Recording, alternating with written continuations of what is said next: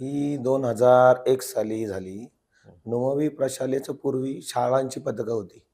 बरं. जी की रमणबाग, स्वरूपवर्धिनी, ज्ञानप्रबोधी आणि नुमवी प्रशाला. तर काही कारणास्तव त्यांनी ते 2001-2000 साली बंद केलं शाळेचं पथक. तर पूर्वीपासून मुलांना वाद्य वाजवायची शाळेपासून सवय होती. त्याच्यानंतर जे माजी विद्यार्थी, जे शाळेमध्ये विद्यार्थी आहेत, ती सगळी नाराज झाली, की आता ह्या वर्षी पथक शाळेने बंद केले तर आपण करायचं काय? तर ते एक 8-15 जण, 20-30 जणांची त्यांची सगळे होते. सगळे लहान म्हणजे 5वी-6वी पासून ते 10वी-11वी पर्यंतची जी मुलं होती. त्यांनी वैयक्तिक स्वतः घरनं पैसे घेतले. त्याच्यानंतर त्या पथकामध्ये आमचा गौरव ढेंबे नावाचा माणूस होता. त्यांचा ढेंबे गुडदानी म्हणून पण आहे अजून मंडईमध्ये 3-4 अशा हातगाड्या आहेत. त्यांच्या आईने गल्ल्यातले ₹10,000 त्या काळी दिलेले आहेत. पथकासाठी सगळ्यात सर्वात मोठी मदत. बाकी कुणी घरनं भांडून आणले, कुणी रडून आणले, ते पैसे आणून ते पथक 2001 साली सुरू केलं. आणि ते म्हणजे महाराष्ट्रातलं, भारतातलं पहिलं पथक जे व्यावसायिकरित्या सुरू झालेलं पहिलं पथक हे शिवगर्जना.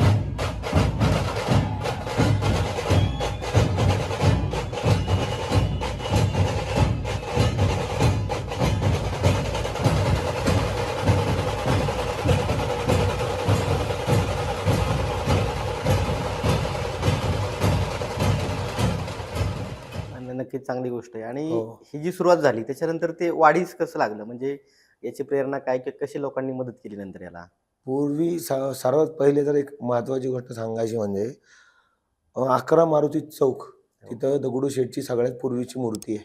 हं, हं. घाट्या, विनायकप्पा घाटे असतात तिथे. तिथे आम्ही सर्वात पहिले शिवगर्जनेचं पहिलं वादन झालं. ते बरं. स्थापना आम्ही तेव्हापासून पकडतो, की पहिलं वादन शिवगर्जनेचं तिथं झालं. तिथून वादन सुरू झाल्यानंतर कृष्णसुंदर गार्डन येथे विनामूल्य जागा आपल्याला अमित गायकवाड त्यांचे वडील होते. हं, हं. ते राष्ट्रीय कबड्डीपटू होते. त्यांनी विनामूल्य आपल्याला ती जागा उपलब्ध करून दिली. पूर्वी जी 35 संख्या होती, ते दुसऱ्याच वर्षी पथकामध्ये 350च्या आसपास संख्या होती.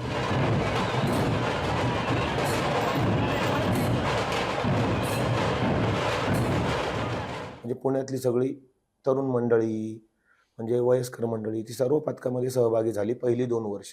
शिवगर्जना या ढोल पथकाचा नक्की मुख्य उद्देश काय? किंवा आपण म्हणतो महाराष्ट्र संस्कृती, भारतीय संस्कृती हो. ती जपण्याचं तुम्ही खरं तर काम करताय.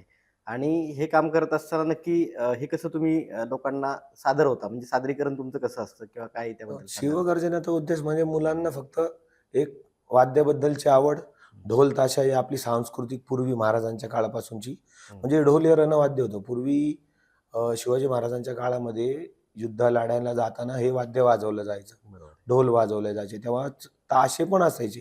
पण ते ताशांना पानं जे आजकाल फायबरचे येतात ना, ते पूर्वी चामड्याची असायची.